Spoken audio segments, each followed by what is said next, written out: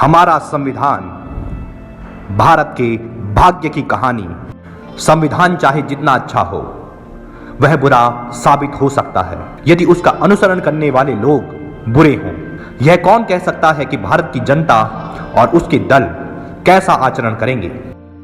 अपना मकसद हासिल करने के लिए वे संवैधानिक तरीके अपनाएंगे या क्रांतिकारी तरीके? यदि वे क्रांतिकारी तरीके अपनाते हैं तो संविधान चाहे जितना अच्छा हो, यह बात कहने के लिए किसी ज्योतिषी की आवश्यकता नहीं है कि वह असफल ही रहेगा। संविधान बनाने के बाद भीमराव अंबेडकर ने यह भाषण नवंबर 1939 को नई दिल्ली में दिया था। अंबेडकर के इस भाषण के कुछ अंश अक्सर तब सुने जाते हैं जब संविधान के अनुरूप काम नहीं करने के आरोप सत्तारूढ़ दलों पर लगाए जाते हैं।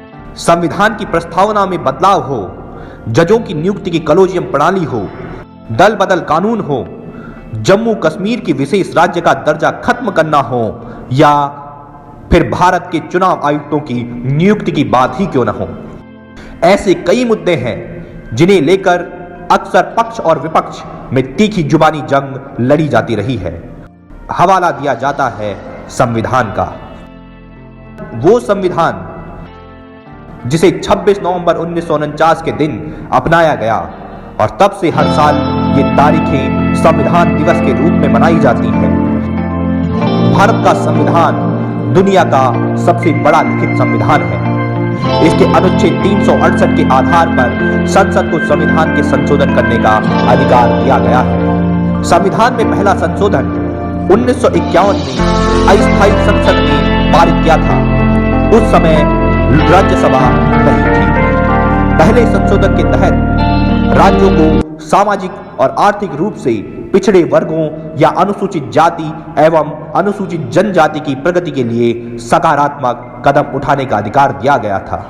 यूं तो अब तक संविधान में 105 संशोधन किए जा चुके हैं, लेकिन संविधान की प्रस्तावना में केवल एक बार संशोधन किया गया है। यह संशोधन इंदिरा गांधी के शासन के आपातकाल के दौरान हुआ। ये 42वां संशोधन था और अब तक का सबसे व्यापक और विवादास्पद भी इसी संविधान संशोधन को कहा जाता है। उस वक्त ऐसा लगा था कि इस संशोधन के द्वारा सरकार कुछ भी बदल सकती है। शायद यही वजह है कि इसे मिनी कॉन्स्टिट्यूशन भी कहा जाता है। इसमें संविधान की प्रस्तावना में 3 नए शब्द समाजवाद, धर्मनिरपेक्ष और अखंडता को जोड़ा गया था। 1976 में किए गए 42वें संशोधन में अहम बात यह थी कि किसी भी आधार पर संसद के फैसले को न्यायालय में चुनौती नहीं दी जा सकती थी। साथ ही सांसदों एवं विधायकों की सदस्यता को भी न्यायालय में चुनौती नहीं दी जा सकती थी। किसी विवाद की स्थिति में उनकी सदस्यता पर फैसले लेने का अधिकार सिर्फ राष्ट्रपति को दे दिया गया और संसद का कार्यकाल भी 5 साल से बढ़ाकर 6 साल कर दिया गया। इस संविधान को लेकर सड़क से लेकर संसद तक जमकर बवाल हुआ और सियासत हुई। बोलो, मानते हो जयप्रकाश का आदेश? लगभग 50,000 लड़के कहां से चलाए, हम लोग आश्चर्यचकित थे। 1977 में सत्ता में आने के बाद तत्कालीन जनता पार्टी की सरकार ने इस संशोधन के कई प्रावधानों को 44वें संविधान संशोधन के जरिए रद्द कर दिया। इनमें सांसदों को मिले असीमित अधिकारों को भी नहीं बख्शा गया। हालांकि संविधान की प्रस्तावना में हुए बदलाव से कोई छेड़छाड़ नहीं की गई। अब तक हुए संविधान संशोधन में कई को अदालत में चुनौती दी गई है, लेकिन देश के उच्चतम न्यायालय के केवल 99वें संविधान संशोधन को असंवैधानिक करार दिया। यह संशोधन राष्ट्रीय न्यायिक आयोग यानी NJAC कानून के गठन के संबंध में था। सुप्रीम कोर्ट ने 16 अक्टूबर 2015 को जजों द्वारा जजों की नियुक्ति की 22 साल पुरानी कॉलेजियम प्रणाली की जगह लेने वाले NJAC कानून 2014 को निरस्त कर दिया था।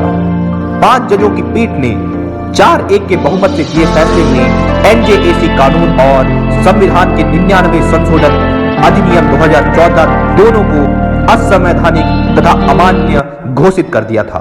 लगातार 10 साल चली मनमोहन सिंह के नेतृत्व वाली यूपीए सरकार को हटाकर एनडीए गवर्नमेंट ने साल 2014 में नरेंद्र मोदी के नेतृत्व में सत्ता संभाली। इसके बाद सरकार के कई फैसलों और इसके द्वारा लाए गए कई नए अध्यादेशों और कानूनों को लेकर खासा विवाद रहा है। इस दौरान कुल मिलाकर संविधान में 6 संशोधन किए गए। मैं नरेंद्र दामोदर दास मोदी ईश्वर की शपथ लेता हूं कि नरेंद्र मोदी ने प्रधानमंत्री बनने के बाद एक अहम फैसला लिया, वो था राष्ट्रीय न्यायिक नियुक्ति आयोग का गठन। इस आयोग के जरिए केंद्र सरकार न्यायाधीशों का चयन खुद करने में सक्षम हो जाती। कानून के तहत प्रावधान यह था कि जजों की नियुक्ति करने वाले इस आयोग की अध्यक्षता भारत के मुख्य न्यायाधीश को करनी थी। इसके अलावा सुप्रीम कोर्ट के 2 वरिष्ठ न्यायाधीश, कानून मंत्री और 2 जानी मानी हस्तियां भी इस आयोग का हिस्सा थीं। इन 2 हस्तियों का चयन 3 सदस्यीय समिति को करना था, जिसमें प्रधानमंत्री, मुख्य न्यायाधीश और लोकसभा में नेता प्रतिपक्ष या सबसे बड़े विपक्षी दल के नेता शामिल थे। इसमें दिलचस्प बात यह थी कि इस कानून की एक धारा के तहत अगर आयोग के 2 सदस्य किसी नियुक्ति पर सहमत नहीं हुए तो आयोग उस व्यक्ति की नियुक्ति की सिफारिशें नहीं करेगा। इस संविधान संशोधन पर 29 राज्यों में से गोवा, राजस्थान, त्रिपुरा और गुजरात और तेलंगाना समेत 16 राज्यों की विधानसभाओं ने अपनी मुहर लगाई। तत्कालीन राष्ट्रपति प्रणब मुखर्जी ने इस विधेयक को मंजूरी देने के साथ ही इस संविधान संशोधन में कानून की शक्ल ले ली, लेकिन इस कानून को सुप्रीम कोर्ट में चुनौती दी गई। याचिकाओं पर सुनवाई के बाद 16 अक्टूबर 2015 को सुप्रीम कोर्ट की संवैधानिक पीठ ने 4-1 के बहुमत से इस संविधान संशोधन कानून को रद्द कर दिया। अदालत ने कहा कि जजों की नियुक्ति पुराने तरीके कॉलेजियम सिस्टम से ही होगी। 9 जनवरी 2019 को संसद द्वारा 103वां संविधान संशोधन अधिनियम 2009 पारित किया गया। यह अधिनियम आर्थिक रूप से कमजोर वर्गों से संबंधित व्यक्तियों को 10% आरक्षण का प्रावधान करता था। कानूनन आरक्षण की सीमा 50% से ज्यादा नहीं होनी चाहिए और अभी तक देश भर में SC, ST, OBC वर्ग को जो आरक्षण मिलता था तो 50% सीमा के भीतर ही मिलता था, लेकिन सामान्य वर्ग का 10% कोटा इस 50% की सीमा से बाहर है। इस फैसले को सुप्रीम कोर्ट में चुनौती दी गई।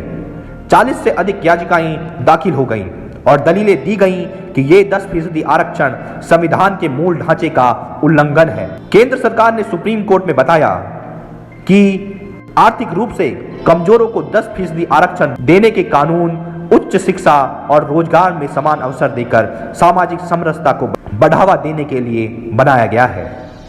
नवंबर 2022 को सुप्रीम कोर्ट ने व्यवस्था दी कि आर्थिक रूप से पिछड़े लोगों को शिक्षण संस्थानों और सरकारी नौकरियों में 10% आरक्षण जारी रहेगा। सुप्रीम कोर्ट की 5 सदस्यीय संवैधानिक पीठ ने यह फैसला बहुमत के आधार पर सुनाया।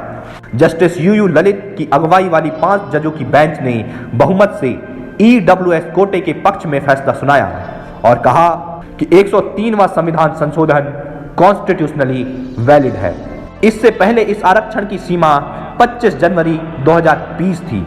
इसके अलावा अधिनियम के जरिए लोकसभा और राज्य विधानसभाओं में एंग्लो इंडियन के लिए सीटों के आरक्षण को समाप्त कर दिया गया।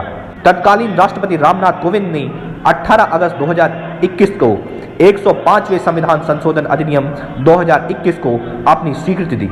संविधान के अनुसार राष्ट्रपति केवल केंद्र सरकार के उद्देश्यों के लिए सामाजिक और शैक्षणिक रूप से पिछड़े वर्ग की सूची का नोटिफिकेशन जारी कर सकते हैं। संविधान के अनुच्छेद 338B के मुताबिक केंद्र और राज्य सरकारों को सामाजिक और शैक्षणिक रूप से पिछड़े वर्गों को प्रभावित करने वाले सभी प्रमुख नीतिगत मामलों पर राष्ट्रीय पिछड़ा वर्ग आयोग से सलाह लेनी अनिवार्य है। संविधान द्वारा राज्यों और केंद्र शासित प्रदेशों को सामाजिक और शैक्षणिक रूप से पिछड़े वर्गों की सूची तैयार करने से संबंधित मामलों में लिए इस अनिवार्यता से छूट दी गई। 102वें संविधान संशोधन अधिनियम 2018 ने एनसीबीसी को संवैधानिक दर्जा दिया था और राष्ट्रपति को अधिकार दिया था कि वह सभी उद्देश्यों के लिए किसी भी राज्य या केंद्र शासित प्रदेश के लिए सामाजिक और शैक्षणिक रूप से पिछड़े वर्ग की सूची को अधिसूचित कर सकते हैं।